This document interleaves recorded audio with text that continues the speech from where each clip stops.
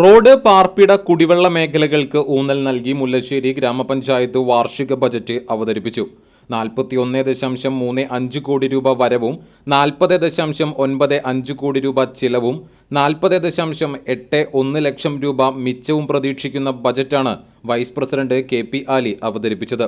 5,61,03,000 രൂപയാണ്. പിന്നെ നമ്മുടെ കേന്ദ്ര ധനകാര്യ കമ്മീഷൻ അടിസ്ഥാന ഗ്രാന്റ് 25,51,000 രൂപയാണ്. കേന്ദ്ര ധനകാര്യ കമ്മീഷൻ പ്രത്യേക ഉദ്ദേശ ഗ്രാന്റ് 38,27,000 രൂപയാണ്. പട്ടികജാതി ഉപപദ്ധതിയിൽ നമുക്ക് 81,63,000 രൂപ ലഭിക്കും. പിന്നെ മറ്റ് സംയോജിത പദ്ധതികളുണ്ട്.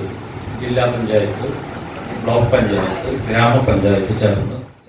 ഇതിനോടകം തന്നെ സമഗ്ര കാർഷിക ഉന്നമനവും ലക്ഷ്യമാക്കിക്കൊണ്ട് ബജറ്റിൽ തുക വകയിരുത്തിയിട്ടുണ്ട്. പഞ്ചായത്തിന്റെ ചരിത്രത്തിൽ ആദ്യമായി കുട്ടികളുടെ ബജറ്റും അവതരിപ്പിച്ചു. ക്ഷേമകാര്യ standing committee chairperson mini Mohandas ആണ് കുട്ടികളുടെ ബജറ്റ് അവതരിപ്പിച്ചത്. വിദ്യാഭ്യാസവും ആരോഗ്യ സംരക്ഷണവും പോഷണവും സാമൂഹിക വികസനത്തിൽ പങ്കാളികളാക്കാനുള്ള അവസരങ്ങൾ ലക്ഷ്യമാക്കാനാണ് ഈ ബാലസൗഹൃദ ബജറ്റ് ലക്ഷ്യമിടുന്നത്.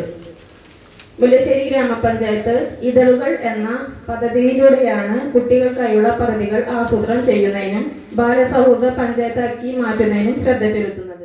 ബാലസൗഹൃദ പഞ്ചായത്താക്കി മാറ്റുന്നതിനുള്ള അവസാനഘട്ട പദ്ധതി പ്രവർത്തനങ്ങൾ ബജറ്റിൽ ഉൾക്കൊള്ളിച്ചിട്ടുണ്ട്. കാട്ടുപന്നി ശല്യം തടയാൻ സൗരോർജ്ജവേലി, ആടുഗ്രാമം, മില്ലറ്റ് ഗ്രാമം, ഇക്കോളജിക്കൽ എഞ്ചിനീയറിംഗ്, നാടൻ മാന്തോപ്പ്, ഇക്കോ ടൂറിസം, കുട്ടികൾക്ക് മിനി പാർക്കും വാനനിരീക്ഷണ കേന്ദ്രവും ഔഷധ സസ്യത്തോട്ടം തുടങ്ങിയ പദ്ധതികളും ബജറ്റിലുണ്ട്. പഞ്ചായത്ത് പ്രസിഡന്റ് ദിൽന ധനേഷ് അധ്യക്ഷത വഹിച്ചു.